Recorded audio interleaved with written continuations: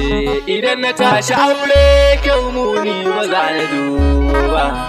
In na tashi aure zan tsaya ne kawai na duba. In na tashi aure ba za na ɗauka jera ba.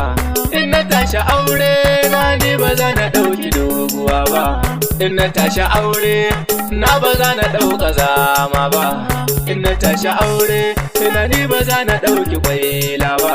Ba zan bi fara ba, ku bar ni zan yi duba. Dan zuciya akwai zaɓi su ko wasu ba za su gano ba. Kuma gashi na ce ni ba zan aure kazama ba. Dukiya talauci ba za su sani na juya baya ba. Kai dai biyu ni sannu zaka gane ina da kin duba. Mai jan aji ita ma ko ai ban biyo daidai ba.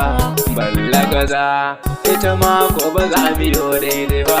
Lalle akwai tunani nazarin da nake ina yin duba. In na tashi aure a dangi ba za na ɗauko ba. In na tashi aure ta kusan ma ba za na auro ba.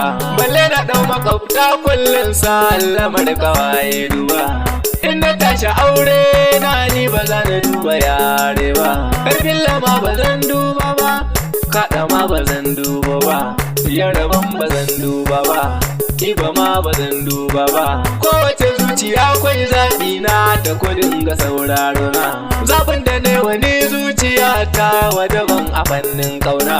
Mai hankali za ya so kwayoyo irin zaɓi na.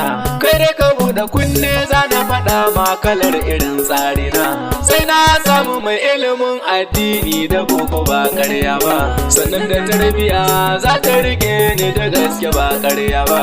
Kuma ta ɗau iyaye na da gaske ba zaman gaba ba.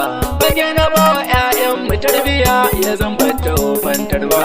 Inda na samu wannan nai mata ni ba za na ce komai ba.